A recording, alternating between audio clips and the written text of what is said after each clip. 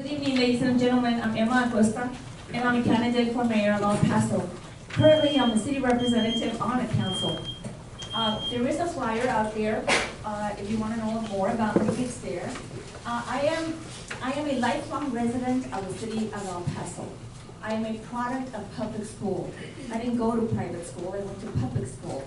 I graduated from El Paso High, and I got married and went to college at night. So I went to UTEP in the evening while I raised a family during the day.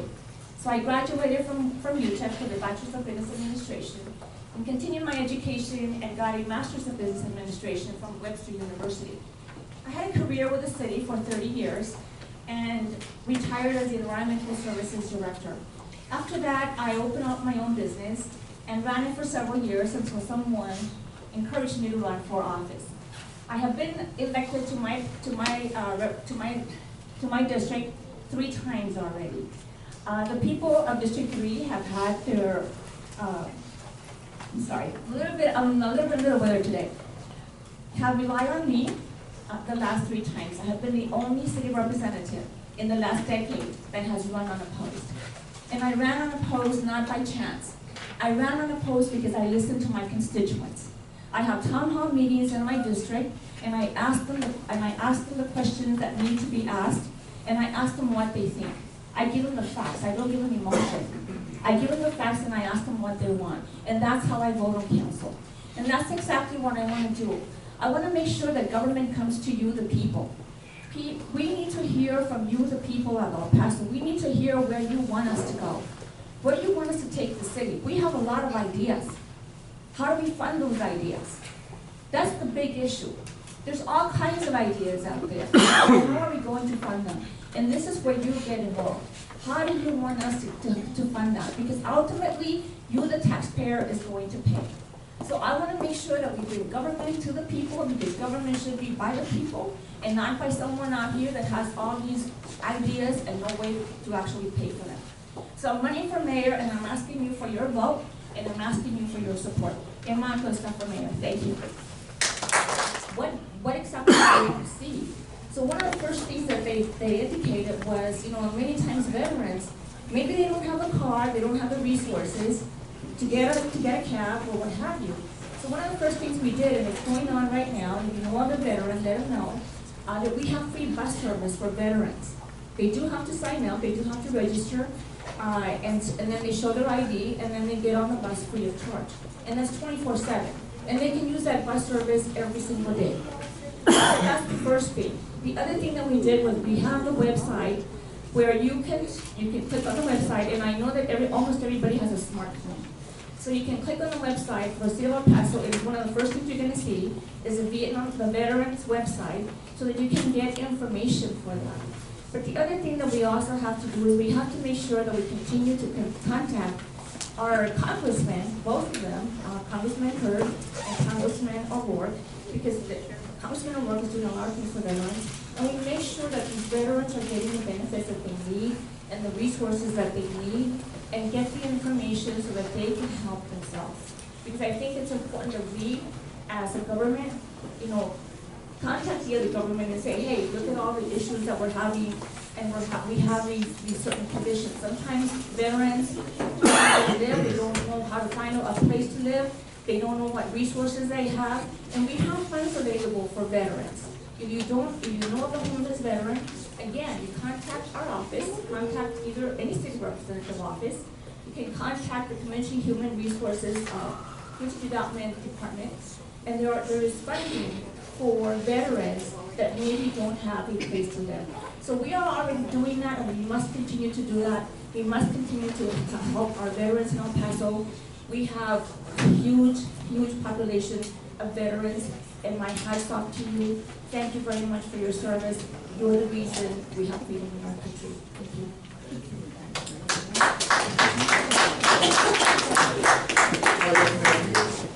You talked about your experience. You seem to have a lot of experience in El Paso, city government, whatever. And so we're not always accepting of what we do. And so just tell us about some of the things that you wish you would have done different, what it is and how you would do it different for the next step.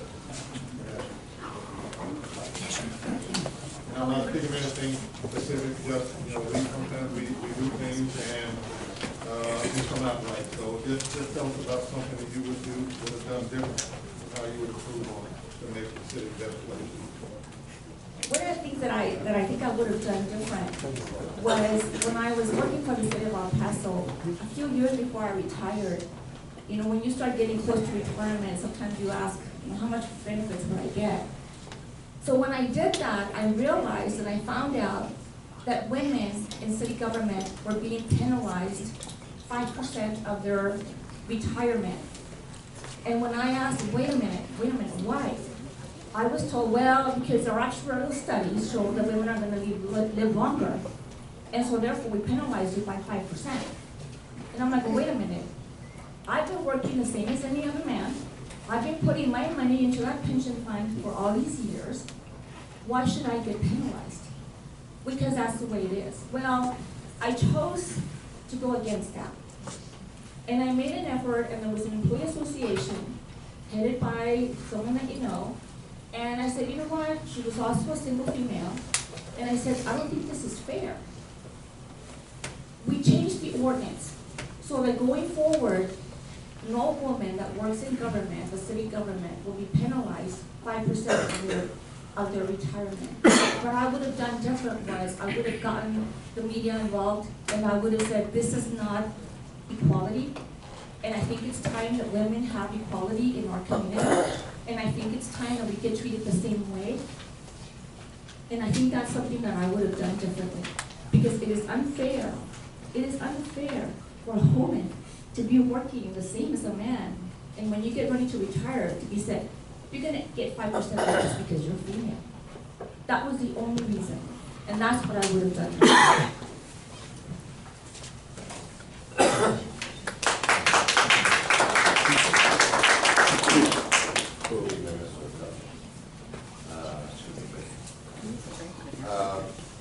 As mayor, you will be representing all of the people in El Paso.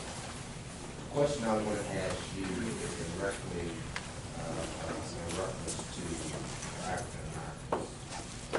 And my question is, as a representative for the African American community, what do you think is the key priorities that you will be able to assist the African American community in El Paso? Well, I think, we live in a city where we don't have any racism, at least as far as I'm concerned. We treat everyone the same. The last question that I got at the West Side Democrats was, what are you going to do about the work class? Well, we don't have classes either. And so the priorities of the black El Pasoans, the priorities of the Hispanics, the priorities of the Asian Americans, I think they're all priorities. We can't say, well, this one has this kind of priority, and this one has this kind of priority, and this one has this kind of priority. I think first and foremost, we're all El Pasoans, and we have to make sure that we all treat it the same, in the same manner, in the same way, that we are not discriminating. And I make a big effort, and I will tell you that I have questioned the racial profiling reports from the police department. I have questioned those before, because I think it's something that we have to make sure that we all come together and that we work together, because we are all equal. We are all the same. So what you're having issues in the black community that I don't know about, then definitely I want to know, because we need to address that issue if it is a concern, and we need to remedy that situation. We have a city where we have a black chief of police. And we're proud of that. And whenever issues like this come up, he's the first one I call and I ask. Because I support him. He is the one that is the face of safety in El Paso. And when there are issues like this, I call him and I ask him. And I think that's what we need to continue to do. If there are issues, but if the black El Pasoans are having issues, specific issues, they need to address those to us. Because again, if you don't communicate with us and you don't know, it goes back to us having town hall meetings. And I'm glad that someone else is saying, one of our other candidates is saying they'll do it. Because I intend on having town hall meetings everywhere in El Paso, in Northeast, and not just at the command center. In Northeast El Paso, in Segundo Barrio, in Central El Paso, south of the freeway, the Lower Valley, all the way to Mission Valley, the Far East Side, Central El Paso. We need to make sure that we understand what the issues are in each of those areas. Each area sometimes has different situations, and we must know what those issues are. So, town hall meetings and getting people out and getting people to communicate is one of the most important things that we can do. And when there are meetings out there, many times we publicize meetings, and unfortunately, we don't have a huge turnout. But we do have to do a better effort. We also have to do a better effort with the media, and ask the media to step in and start showing more of these situations when we're having meetings for the public. And we're very, I know you actually researched us. But I want to thank you and all of you, all of us and everyone that actually is running for mayor and every candidate that's out here, because it takes a lot of time and a lot of effort to actually be a candidate. One of the things that I have worked for the city, I have worked for this community my entire life. I grew up here, I raised my children here, I went to school here, I went to college here, and I continue to be here in El Paso. El Paso is a great city, and we continue to be great, and we can be even greater. And I talk to other people outside of El Paso, and people outside of El Paso believe that we're a destination, and we are a destination. And the ones that need to believe that we're a destination is you yourselves. And when we start having government that comes to you, then you will know that you will need to get involved, and you need to make a difference in our community, so that you don't go back and say, hey, I didn't know about that. Yes, you did. We came to you and we told you about it.